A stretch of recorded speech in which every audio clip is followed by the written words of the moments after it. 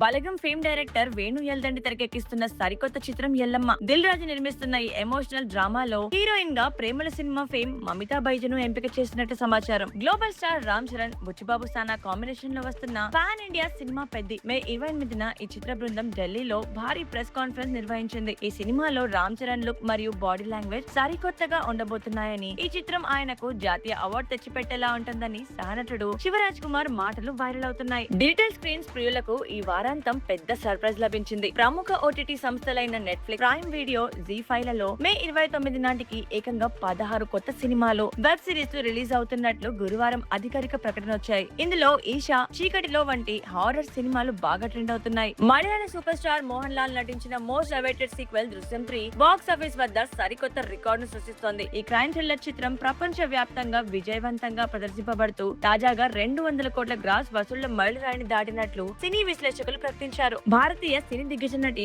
మధుబాల జీవిత కథ ఆధారంగా తెరకెక్కుతున్న బయోపిక్ లో Vikram cinema child artist Sara Arjun lead role play చేయనుందని బాలీవుడ్ మీడియాలో టాక్ నడుస్తోంది. ఈ ప్రతిష్టాత్మక ప్రాజెక్టును స్టార్ డైరెక్టర్ సంజయ్ లీలా బన్సాల్ నిర్మిస్తుండటంతో దీనిపై అంచనాలు భారీగా పెరిగాయి. మరిన్ని అప్డేట్స్ కోసం మా ఛానల్ ని ఫాలో అవ్వండి.